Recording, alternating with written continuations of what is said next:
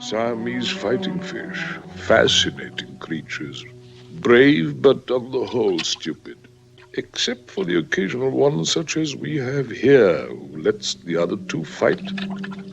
Waits until the survivor is so exhausted that he cannot defend himself. And then, like Spectre, he strikes. I find the parallel amusing. Our organization did not arrange for you to come over from the Russians just for amusement, number 3. Well, I'm here recording this review for your amusement, so it's all good. Hi, I'm Kevin from the SDP, and this is the 007 Diamond Jubilee.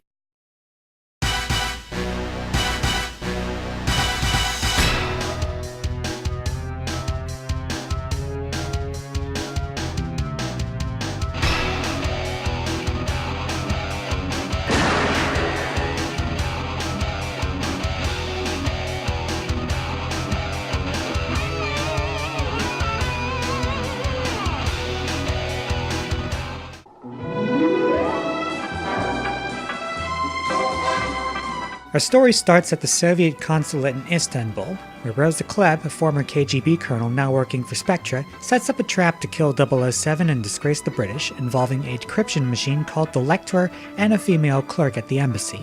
Naturally, M sends Bond to spring the trap.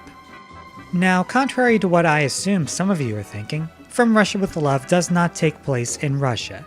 The majority of this film is set in Istanbul, Turkey, followed by a train ride through the former Yugoslavia, and capped off with the climax in Venice, Italy.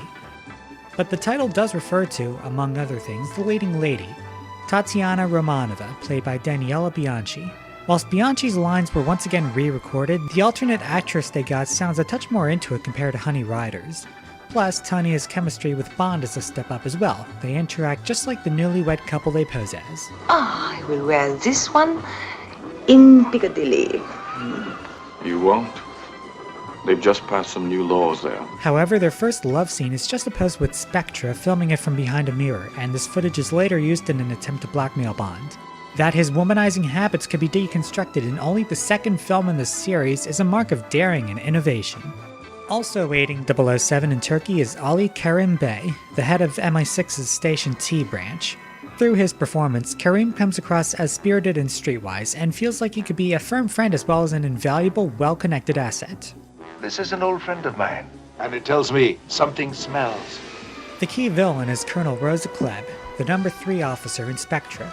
Klebb instills terror in all who serve under her, yet at the same time she exhibits some fear of her own, having to answer to the strict boss of Spectre. She is aided by the hitman Donald Red Grant, and there's a reason the tall, blonde, well-built archetype of a Bond henchman has been used so often since Grant.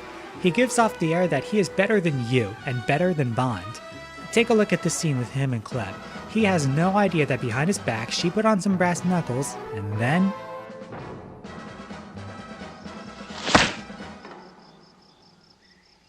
He seems fit enough. Understatement. Apart from the characters, From Russia with Love provides us with many contributions to the James Bond Film Institution. First, the gun barrel shot segues not into the opening credits, but an action sequence where Bond is being hunted down in a hedge maze by Grant. The suspense builds until...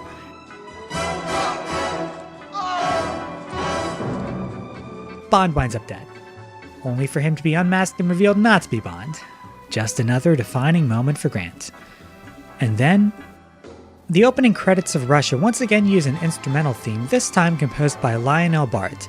It's a fiery, passionate, exotic string arrangement that even segues into the Monty Norman theme near the end.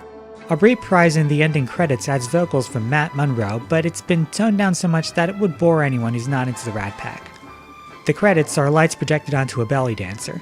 It's the only concept this scene uses, and at times it makes the credits hard to make out, but it fits perfectly with the music and the setting.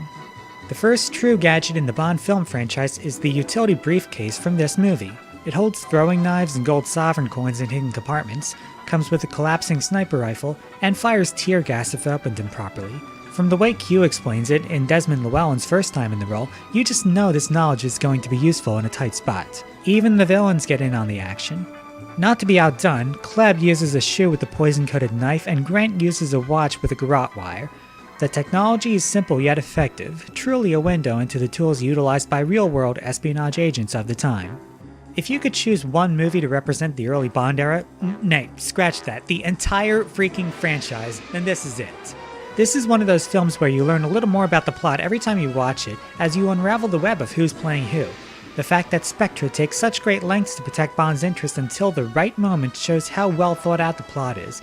At the same time, even if you don't understand all the political intrigue driving the plot, it still works as a dang fine heist story.